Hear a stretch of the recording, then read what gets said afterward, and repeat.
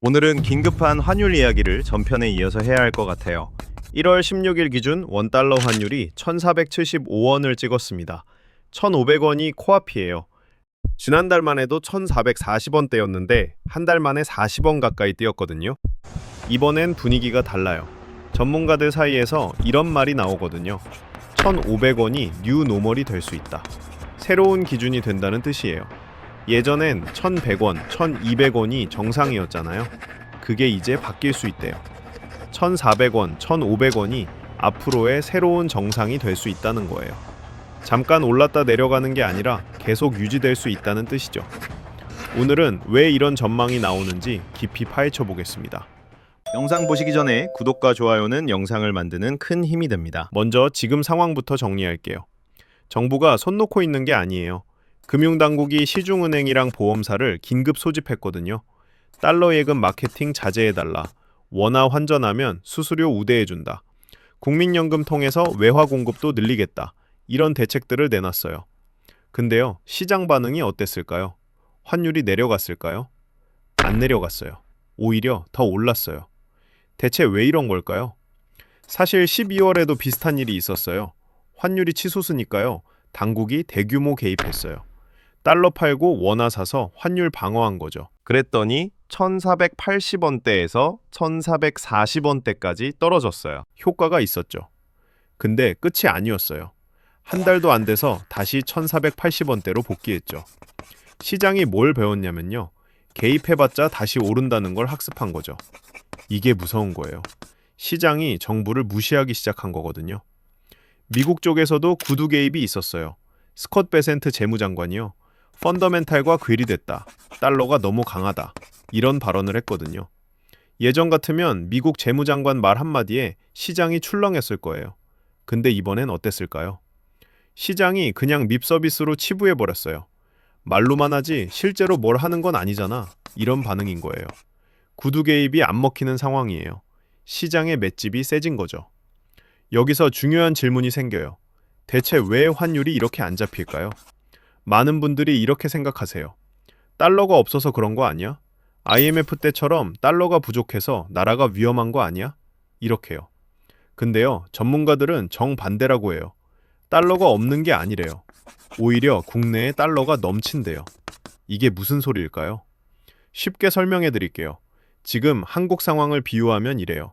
수도관에 물이 가득 차 있어요. 물이 부족한 게 아니에요. 근데 수도꼭지에서 물이 안 나와요. 왜냐면 관이 막혀 있거든요. 이게 지금 달러 시장 상황이에요. 동맥경화 상태라고 해요. 달러는 있는데 그 달러가 시장에서 안 돌고 있는 거예요. 왜 안 돌까요? 수출 기업들 때문이에요. 한국 기업들 생각해 보세요. 삼성, 현대, SK, LG 수출해서 달러로 받잖아요. 엄청난 금액이에요. 예전 같으면 이 달러를 원화로 바꿨어요. 월급 주고 투자하려면요. 근데 지금은 안 바꿔요. 달러 예금에 그냥 묶어두고 있어요. 왜요? 환율 더 오를 것 같으니까요. 지금 바꾸면 손해볼 것 같아서. 1,500원 되면 바꿔야지. 1,600원 되면 바꿔야지. 이러고 있는 거예요. 이게 매도 공백이에요. 달러를 팔 사람이 없다는 뜻이에요. 달러 가진 사람들이 안 팔고 있으니까 시장에 달러 공급이 안 돼요. 반면에 달러 사려는 사람은요, 줄을 서고 있어요. 넘쳐나요. 누가 달러 사냐면요. 첫 번째가 서학개미예요. 개인 투자자들이요. 미국 주식 투자하는 개인들이 수백만 명이에요. 엄청난 숫자죠. 테슬라, 엔비디아, 애플 사려면 달러가 필요하잖아요. 이 사람들이 원화 팔고 달러 사고 있어요. 수요가 엄청난 거예요. 두 번째가 기업들의 해외 직접 투자예요. FDI라고 하죠. 한국 기업들이 해외에 공장 짓고 투자하려면 달러가 필요해요. 이것도 달러 수요를 늘리는 요인이에요. 수요가 계속 쌓이는 거죠. 정리하면 이래요. 달러 팔 사람은 안 팔고 있어요. 공급 실종. 달러 살 사람은 줄 서 있어요. 수요 폭발. 이게 수급 불균형이에요. 달러가 없어서 환율 오르는 게 아니라 있는 달러가 안 도는 거예요. 이 구조가 바뀌지 않는 한 환율은 계속 오를 수밖에 없어요. 그러면 이 구조가 바뀌려면 뭐가 필요할까요? 두 가지 중 하나래요. 첫 번째는 기업들이 변심하는 거예요. 이제 꼭지다 싶어서요. 달러 예금에 묶은 돈 깨고 원화로 바꾸기 시작하면 공급이 늘어요.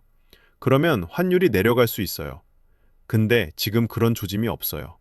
기업들은 여전히 더 오를 거라고 보고 달러 예금 안 풀고 있거든요. 두 번째는 외국인이 귀환하는 거예요. 외국인 투자자들이요. 한국 주식 사려고 달러 들고 와서 원화로 환전하면 공급이 늘어요. 예전엔 이런 흐름이 있었어요. 외국인이 한국 주식 많이 샀잖아요. 근데 지금은요, 외국인들이 한국 주식 안 사고 있어요. 오히려 달러 담보 대출로 주식 사는 편법을 쓴대요. 뭐냐면요, 달러 환전 안 하고 그대로 담보로 잡고 돈 빌려서 주식 사는 거예요. 이러면 달러가 시장에 안 풀려요. 환율 하락에 기여를 안 하는 거죠. 두 가지 다 안 되고 있어요. 그래서 환율이 안 내려가는 거예요.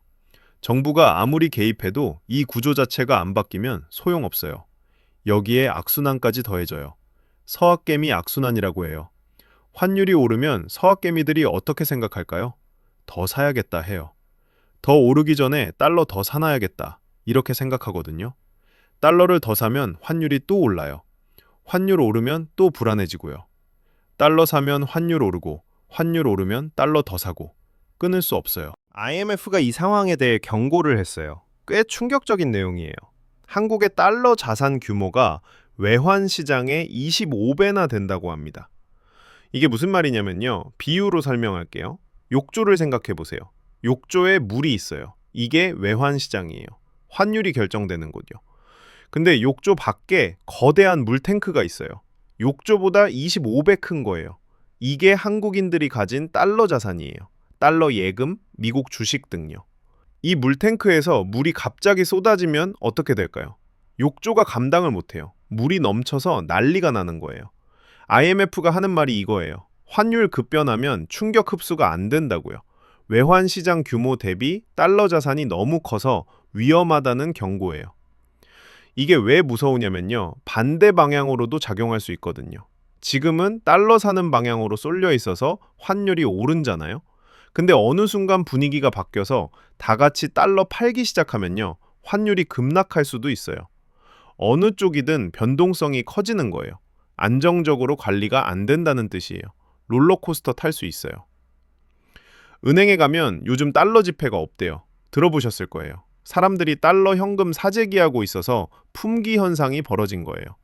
근데요, 전문가들이 뭐라고 하냐면요. 이게 위험 신호래요. 보통 달러 지폐 없다는 뉴스가 나오면 고점인 경우가 많대요. 개인들이 공포에 질려 달러 사재기할 때가 상투일 수 있다는 거죠. 투기 세력 입장에서 생각해 보세요. 달러 많이 갖고 있잖아요. 개인들이 공포에 질려서 비싼 가격에 달러 사러 몰려들면요. 그때가 털고 나갈 기회인 거예요. 설거지 시키는 거죠.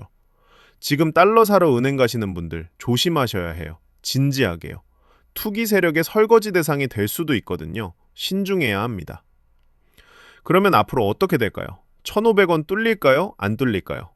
시장에서는 국민연금을 주목하고 있어요. 보스몬스터라고 불러요.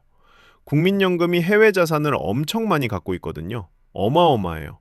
환율이 너무 오르면 국가 경제에 부담이 되니까요.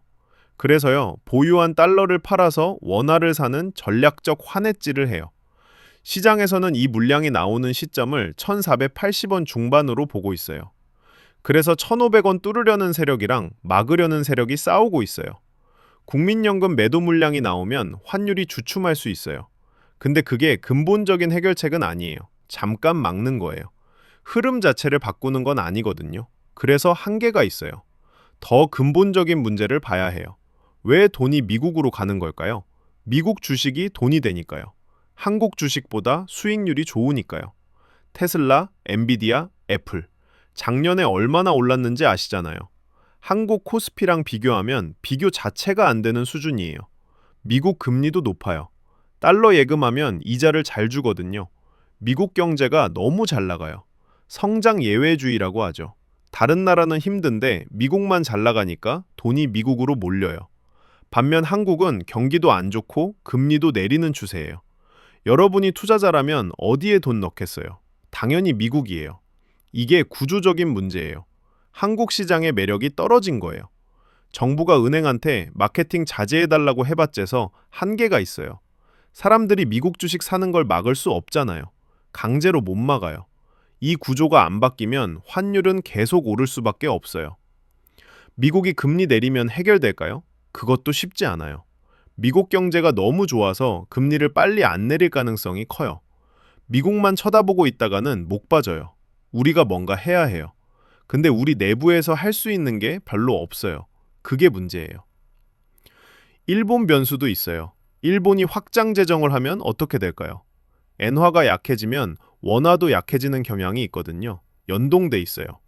근데 일본이 반도체 등 핵심 산업에 투자해서 성공하면요. 일본 경제가 살아나서 엔화가 강해질 수 있어요. 그렇게 되면요. 그러면 원화 강세에도 도움이 될 수 있어요. 변수가 많아요. 이게 우리 생활에 어떤 영향을 미칠까요? 환율 오르면요. 수입 물가가 올라요. 해외에서 들여오는 물건이 다 비싸지는 거죠. 원유, 밀, 원자재 대부분을 수입하잖아요. 다 비싸지는 거예요. 휘발유값 오르고, 빵값 오르고, 전기료 오르고, 물가가 오르는 거죠. 해외여행도 부담돼요. 달러가 비싸지니까 여행 경비가 늘어나요. 유학비도 오르고 해외 직구도 비싸져요. 생활 전반에 영향이 와요. 자산 관점에서 보면 원화 가치가 떨어지는 거잖아요. 내 통장에 1,000만 원이 있어도 국제적 가치는 줄어드는 거예요. 환율이 1,400원에서 1,500원 되면 달러 가치로 7% 줄어들어요. 돈은 그대로인데 가치가 깎여요. 이게 환율의 무서운 점이에요. 전문가들이 자산 분산하라고 해요. 달러 자산도 갖고 있으라고요. 근데 이게 또 악순환이에요. 다 같이 달러 사면 환율이 또 오르니까. 정리해 볼게요. 지금 환율이 1,475원으로 1,500원 코앞까지 왔어요. 전문가들은 1,500원이 뉴 노멀이 될 수 있다고 봐요. 새 기준이요. 정부가 개입해도 시장이 학습해버려서 효과가 안 먹혀요. 달러가 없어서 오르는 게 아니라 있는 달러가 안 도는 동맥경화죠. 수출 기업들은 달러 예금 안 풀고 외국인은 한국 주식 안 사요. 서학개미 악순환, IMF 경고, 투기 세력 설거지 가능성까지. 국민연금이 방어할 수 있지만 근본적인 해결책은 아니에요. 결국 한국 시장의 매력을 높이지 않으면 해결이 안 되는 문제예요. 환율 1,500원 시대가 뉴 노멀이 된다면 우리 생활이 많이 달라져요.